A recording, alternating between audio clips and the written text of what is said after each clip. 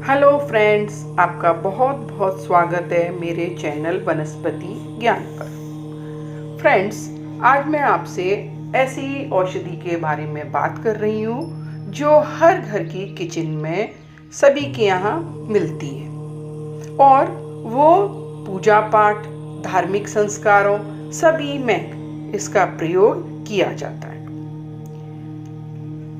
Friends, अभी सर्दियों के दिनों में कच्ची हल्दी काफ़ी बाजार में देखने को मिल जाती है। ये कहाँ से आती है?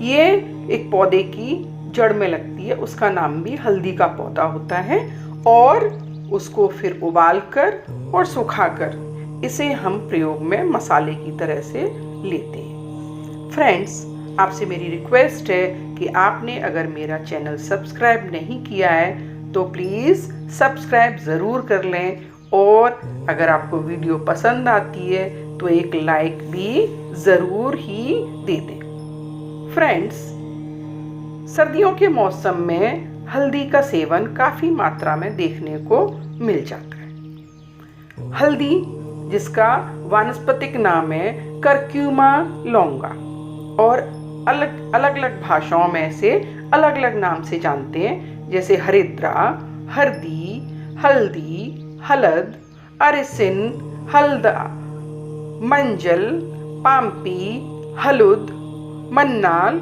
और अंग्रेजी में से कॉमन टर्मरिक कहते हैं। तो फ्रेंड्स, आइए आज हम इस हल्दी के कुछ औषधीय गुणों की चर्चा कर लेते हैं। हल्दी हमारे शरीर की इम्यूनिटी को बढ़ाती है, जिस वजह से ये तमाम तरह के संक्रामक बीमारियों से बचाती है। हल्दी में वात एवं कफ दोष को दूर करने के गुण होते हैं। इसकी तासीर गर्म होती है, इसलिए जुकाम में इसका सेवन करना काफ़ी फायदेमंद रहता है। हल्दी के धुएं को रात में अगर सोते समय लिया जाए और फिर सो जाएं, लेकिन कुछ टाइम तक पानी नहीं पिएं, तो देखेंगे कि आपका जुकाम बहुत जल्दी ठीक हो जाता है।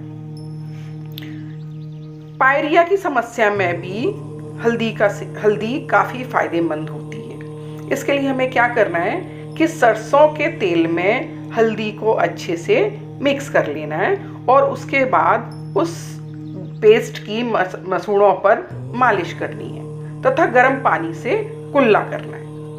आप देखेंगे कि पायरिया की समस्या में आपको बहुत आराम मिल जाएगा। अगर फ्रेंड्स खांसी हो गई है तो क्या करना है, 1-2 ग्राम हल्दी को भूनकर आप चूर्ण बना लें और उसे शहद या घी में मिलाकर चाटें। इससे खांसी में आपको काफ़ी आराम मिल जाएगा।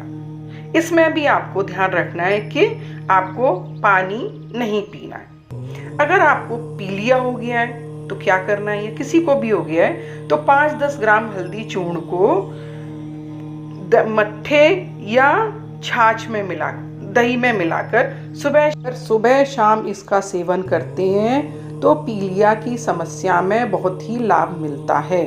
अगर किसी को दाँत खाज खुजली हो गई है तो आपको क्या करना है कि हल्दी के चूर्ण में मक्खन मिलाकर उस खुजली वाली जगह पर अगर लगाते हैं तो काफ़ी आराम मिलता है। फ्रेंड्स, अगर कोई लिकोरिया से परेशान है तो क्या करना है कि हमें हल्दी के 1-2 ग्राम चूर्ण को दूध के साथ उबाल लेना है और उसको गुड़ में मिलाकर फिर हमें उसका सेवन करना है।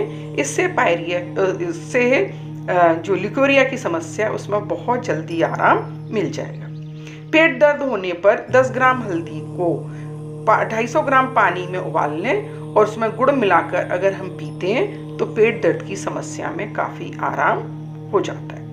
अगर किसी का कान बह रहा है या कंजक्टिवाइटिस यानी कि आँखों में परेशानी हो गई है, आँखों की बीमारी हो गई है, तो क्या करना है कि हल्दी को पानी में उबाल लें, इसके 1-2 ग्राम चूर्ण को, और उसके बाद उसे ठंडा कर लें। उसको उससे अगर कान धोएंगे या आँख साफ करेंगे तो आँखों और कान की समस्या में हमें बहुत ही आराम मिल जाएगा। तो फ्रेंड्स, ये थे हल्दी के कुछ आयुर्वेदिक गुण और उसके प्रयोग करने के तरीके।